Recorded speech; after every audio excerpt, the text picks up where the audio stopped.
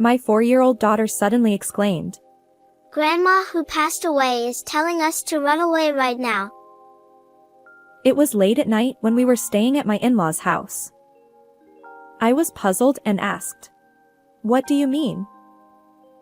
My daughter took my hand, urging me to go outside. As she shared her story, I was left speechless.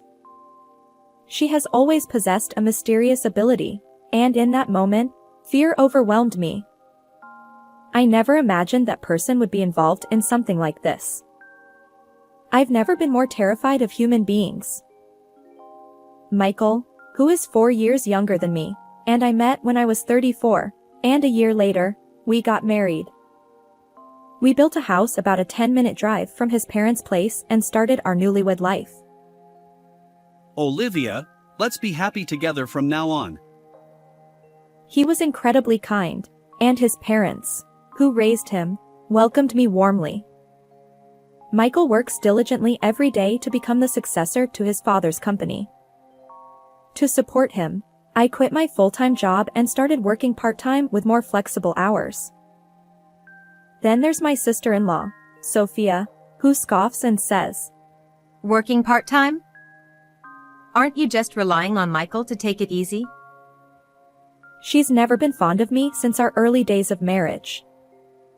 Sophia is around the same age as me but enjoys the single life and lives alone.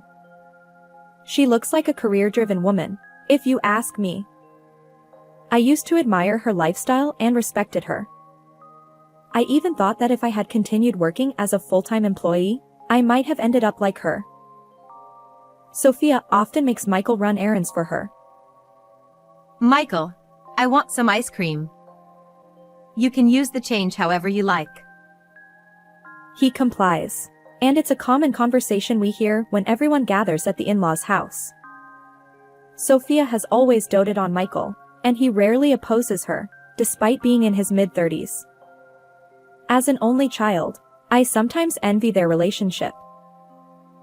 I wish I could get along with Sophia, I thought. But contrary to my expectations, she often treats me harshly.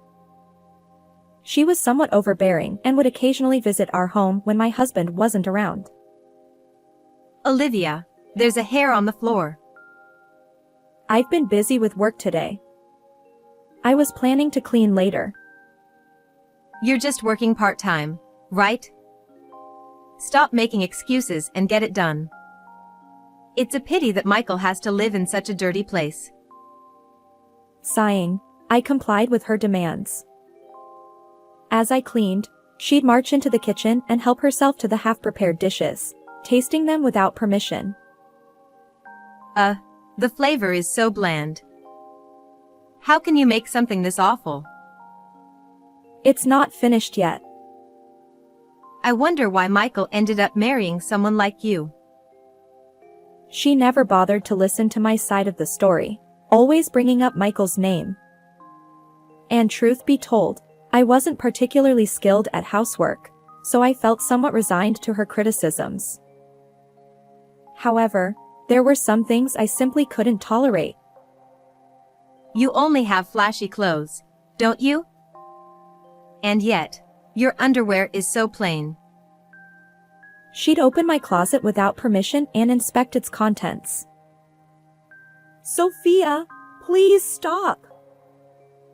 No matter how much I pleaded, she remained nonchalant, often wearing a malicious expression that made me wonder if she enjoyed seeing me uncomfortable.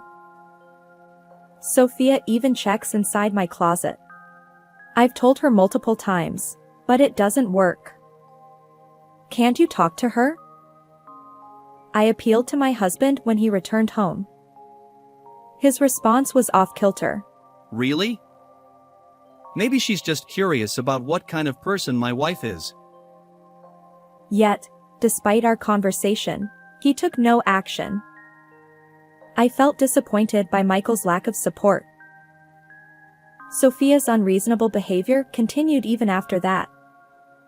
A year into our marriage, when our daughter Mia was born, her actions escalated further.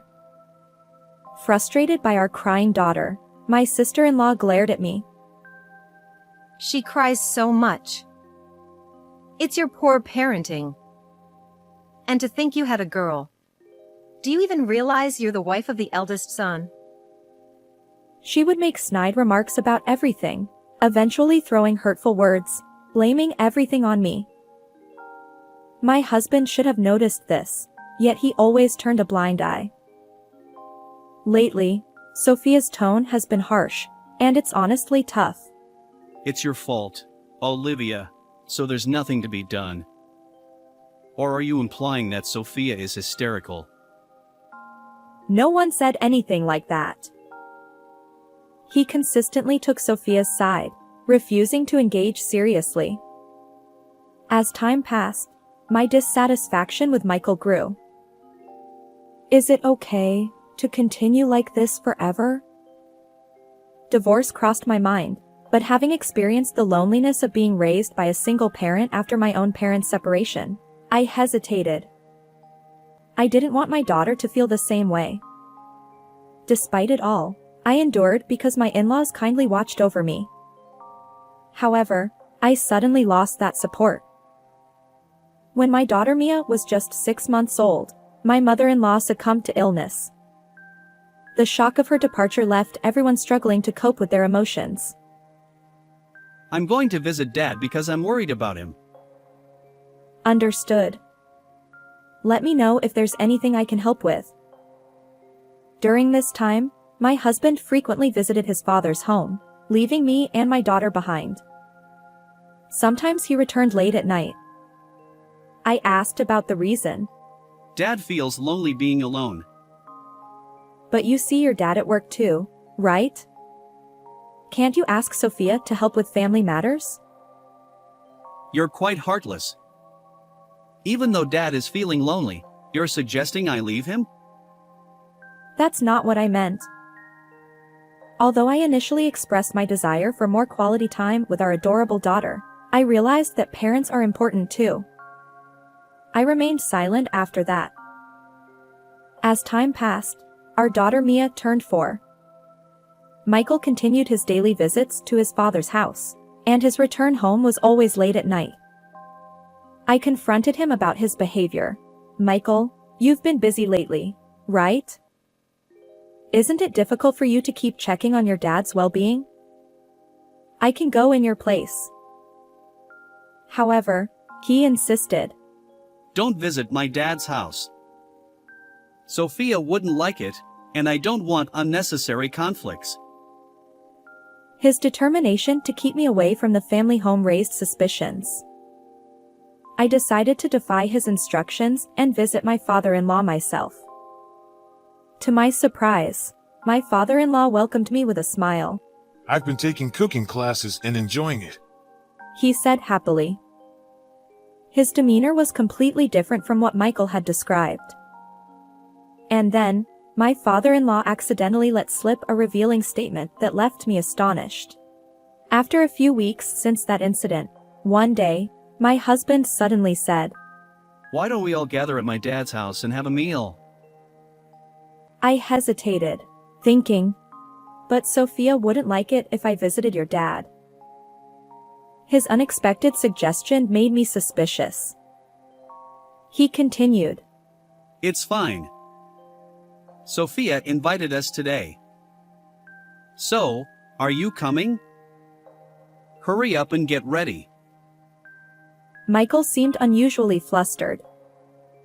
Despite the difference from our usual routine, I agreed to my husband's invitation, and the 3 of us, my daughter, him, and I, headed to his dad's home. Upon arriving at my in-laws' house, a delightful aroma greeted me at the entrance. My sister-in-law, Sophia, welcomed me with a smile. Olivia, welcome. I've been preparing dinner while waiting for you. She ushered me inside, handing treats and toys to my daughter, Mia. Although I had braced myself for her usual snide remarks, Sophia's kindness caught me off guard this time. Still, I remained cautious. I shouldn't let my guard down. Maybe she'll play some culinary tricks to spite me. But my suspicions were unfounded. Michael told me about your favorite dishes. I hope they suit your taste. As I surveyed the table, I found an array of my favorite foods. Grateful, I replied. Thank you. Yet, lingering disbelief colored my emotions. Sophia added playfully. Don't worry, there's no poison or anything. I never thought otherwise. Then, unexpectedly, Sophia apologized. Olivia, I've been mean to you all this time. I don't expect forgiveness, but I hope we can get along from now on. Despite my reservations, I decided against further animosity. I smiled back at Sophia, willing to make an effort to bridge the gap. Great. Since we're the same age, let's chat about various things. Oh, how about staying overnight today? But I haven't prepared anything. You can use my cosmetics. Right? Let's do that. Michael, it's fine, isn't it? Caught up in Sophia's pace, I had no chance to refuse.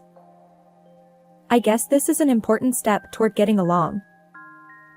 With that thought, I decided to accept her invitation.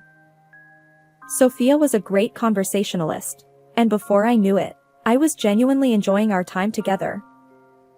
The hours flew by, and the three of us, our family, ended up sleeping in the room with my late mother-in-law's memorial portrait. I must have misunderstood Sophia. From now on, I'll try to be more understanding. That's great. I'm happy that you two are getting along. As our daughter slept soundly between us, I drifted off into a dream. However, it was in the middle of the night. Mom, we need to escape right now. Grandma, who passed away, said so. Mia suddenly shouted loudly, jolting me awake. Startled by her voice, I sat up. What? What's going on? Despite my grogginess, I sought confirmation from my daughter. Since my mother-in-law had passed away when Mia was around 6 months old, she shouldn't remember anything.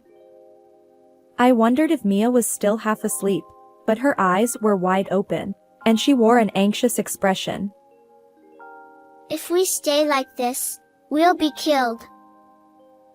Mia tugged at my hand, urging me to leave the room. As I glanced to tell my husband about the situation, he wasn't there. He should have been asleep.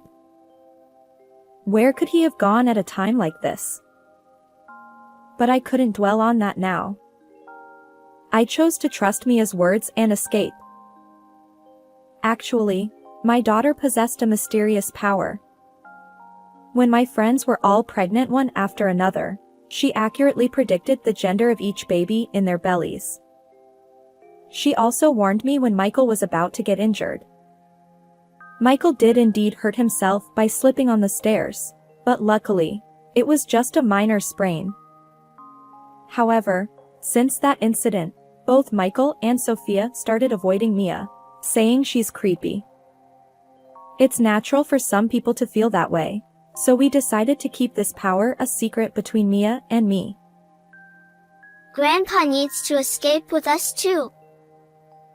Mia stopped in front of her grandfather's room, entered, and gently shook him awake. Grandpa, wake up. Quickly. We'll explain later, but please come with us and escape. Startled by our urgent voices, my father-in-law jumped up, though he seemed puzzled by the situation. Despite his initial hesitation, he eventually agreed to go outside after hearing Mia say, Grandma told us to. When we reached the entrance, I noticed that my husband and sister-in-law's shoes were strangely missing. Furthermore, there were no cars in the parking lot, neither of theirs. Could it be that what Mia said is related to both of them? We decided to walk back to my house, but while it would take only 10 minutes by car, on foot, Even for adults, it would be over an hour. I called my mother and asked her to pick us up. As we arrived in front of my house in my mother's car, I noticed that the lights were on inside. And to my surprise, Michael and Sophia's car was parked there too. Mom, I hate to ask, but can we stay at your home tonight? I had an uneasy feeling, and entering the house as it was might be dangerous. And so, we sought refuge at my mom's house. That night, my mind and eyes remained wide awake, and I couldn't sleep. As the morning dawned, I couldn't shake off the meaning behind my daughter's words. So, I borrowed my mother's car and went alone to my in-laws' house. To my shock, the grand, imposing house that had stood there just a few hours ago was now reduced to charred remains and skeletal framework. Wait! This can't be real! Several fire trucks, police cars, and ambulances lined up in front of the in-laws' home, surrounded by curious onlookers. On the other side of the yellow tape, Michael and Sophia were speaking with police and firefighters, explaining the situation. I slipped into the crowd of bystanders, hidden from their view, and observed the unfolding scene. After a while, some of the emergency vehicles departed, and the onlookers dispersed. The once crowded area in front of the house now stood empty. Hiding in the shadow of a nearby car, I listened to my husband and sister-in-law's conversation as they stood outside the taped-off area, gazing at the charred remains of our once grand house. It really went up in flames. The useless Mia and Olivia should be dead by now. They won't be of any help. If they survive this, it's a miracle. Once things settle down, I'll remarry my affair partner and make her child the legitimate heir to this house. The horrifying words echoed in my ears, leaving my legs trembling so much that standing became a challenge. Since Dad probably kicked the bucket too, the inheritance is ours. And the company will be mine soon. Michael and Sophia exchanged laughter as they discussed their sinister plans. What terrible people! I can't forgive them. Fueled by fear and anger, my entire body shook. Before they could return to my home, I hurriedly drove back to my home, retrieved my belongings, and returned to my mom's home where my daughter and father-in-law awaited. And there, I shared the events from earlier at the in-laws' house with my father-in-law. There's something you need to know. Oh my. How could this happen? I absolutely cannot forgive it. His face twisted with shock and rage, and together, we decided on revenge against my husband and sister-in-law. That evening, I left Mia with my mother and stood outside my home's front door with my father-in-law. I reached for the intercom, but then I hesitated. This was my own house. There was no need for that. Instead, I decided to open the front door myself. As I fumbled with the lock, I heard a rattling sound, and Michael cautiously peeked out from inside. What? His face turned pale, and he retreated back into the room. Soon after, he returned with Sophia in tow. Why, are you here? She too looked ashen, muttering those words. But when she noticed our gaze, she suddenly clung to my father-in-law, feigning relief. Thank goodness you're alive. We couldn't find any trace of you, and they said they hadn't found anything in the burnt ruins. We were so worried. Yeah! I've been praying that you all were safe. Michael also played along, hugging me tightly. I pushed his arms away and distanced myself from my husband. Hands off. Through Mia, your mom helped us. Mom?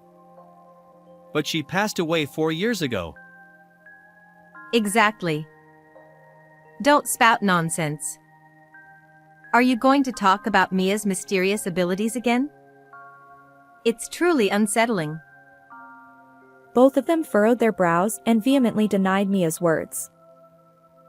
Well, fine. Let's go inside for now. After all, this is my house too, and your dad is here. I pushed them aside and ushered my father-in-law into the house. As we entered the living room, Michael, who had followed us, placed a hand on my shoulder and said, Wait. Didn't I tell you not to touch me so casually? Oh, Olivia, are you having a hysterical moment? Maybe your hormones are out of balance? This is why women in their 40s get a bad reputation. Sophia smirked, mocking me as usual.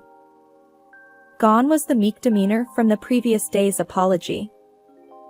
Her true nature, overflowing with malice, revealed itself, even in the presence of my father-in-law. That's enough to make anyone angry. This fire incident was orchestrated by you two, siblings, isn't it? I stared at my husband and sister-in-law, hitting the nail on the head. Wait, there's no evidence to say something like that. It's impossible. Despite his anxious denial, Michael stood firm.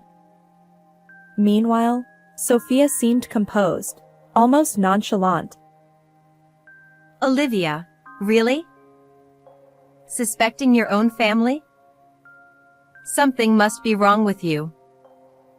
Being raised by a single parent, you lack that kind of affection. But I'm saying this because there's evidence. I overheard you both talking about the burnt house early in the morning. As I spoke, I glanced back and forth between the two of them. Huh? Eavesdropping, much? And besides, hearing a story from such a chaotic place, there's no credibility. Yeah, what Sophia said. The police won't buy into vague stories like that. Sophia, boldly and unyielding, and my husband, who hid behind her, retorted. This dynamic must have been consistent since long ago. Is this your voices? I pulled out my smartphone from my pocket and played the recorded audio. It captured the conversation between the two of them from that morning. Why are you doing this? When Mia woke me up in the middle of the night, and neither you nor Sophia were there, I became suspicious. I wasn't sure if I could record it properly, but I had it running. Though there was some distance, it was clear enough that the voices belonged to them. Confronted with the audio evidence, Michael and Sophia fell silent. I'll submit this to the police. Surely they'll believe it. Wait a minute. You all escaped unharmed, so there's no issue. What are you saying? You put us in a life-threatening situation, and your dad's home ended up like that. This is a crime. Do you understand? Growing more agitated, I confronted my husband's absurd statements. Sophia, this applies to you too. You must pay for this wrongdoing. Don't get cocky. You wretched woman. She launched an attack, her hostility toward me evident, but I couldn't waste time arguing with her. Here we go, I said, taking a deep breath and locking eyes with the two of them once more. By the way, what do you mean by waiting for the heat to die down and then remarrying your affair partner, legitimizing a hidden child? Well, Michael seemed caught off guard by the direct questioning and stumbled over his words, eventually falling silent. You thought you could just stay quiet when it became inconvenient? But there's evidence. This woman, right? I confronted them, brandishing a photo I'd pulled from my bag. ha! Wait, Why did you investigate this so thoroughly? Sophia, what do we do? We're caught. He turned to his sister, seeking help in his panic. But Sophia merely glared at me without offering any assistance. Perhaps that lack of support drained Michael's resolve, leaving him deflated. Actually, I had suspected my husband's infidelity for some time and gradually conducted my own investigation. On that morning, I hurriedly retrieved the evidence I had collected. How long have you known? Well, it started when you said you were checking on your dad, and your returns home became consistently late. From that long ago.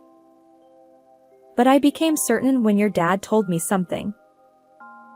Michael had warned me not to show up at his dad's house, but I defied that order one day. My father-in-law had shared something with me, a statement that, Only you would visit my home. for me, who thought Michael was merely making frequent visits to his dad's house, it was shocking. Although the photo includes Sophia, it seems your affair has her approval, Michael? I confronted them, thrusting the evidence in their faces. So what? Isn't it your fault for being cheated on? You lack any charm. Clearly, she was aware of this situation as well. Among the evidence I had gathered were photos showing the gradual growth of the affair partner's pregnant belly and, most recently, images of Michael and the affair partner strolling with their baby. Olivia, it's not what you think. There's a valid reason. Suddenly, my husband changed his tone, attempting to justify himself. Just as I was about to push them away, my father-in-law, who had silently observed the situation until now, stood up and positioned himself like a guardian in front of my husband and Sophia. What are you both doing? Bullying Olivia, engaging in infidelity, and even endangering our lives. What's your intention? His furious tone left my husband and sister-in-law speechless. Dad, listen to me. It's all Sophia's fault. She introduced me to that woman in the photo just because she didn't like Olivia. You were always complaining about your wife too. So, I mediated between you and that woman. Nobody asked you to do that. Besides, it was you who said our daughter, Mia, couldn't be the heir because she's a girl. But that's true. Dad, you agree with me, right? And don't worry, the child in the photo with that woman is a boy. Our lineage is secure. Michael and Sophia argued, debating who was at fault. Through their exchange, the reason for my sister-in-law's animosity toward me became clear. She, who is the same age as me, couldn't understand why I was happily married with children while she faced a string of rejections and remained single. Her envy of my apparent happiness fueled the years of mistreatment I endured. Sophia, desperate to break up my marriage, used her compliant brother to impregnate her affair partner with a baby boy. This is outrageous. It's beyond cruel. I thought, my anger welling up again, my clenched fist trembling uncontrollably. Enough of this. My father-in-law shouted, and both of them fell silent.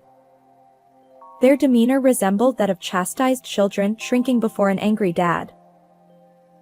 Olivia, I truly apologize. I've raised such foolish individuals, and I bear responsibility.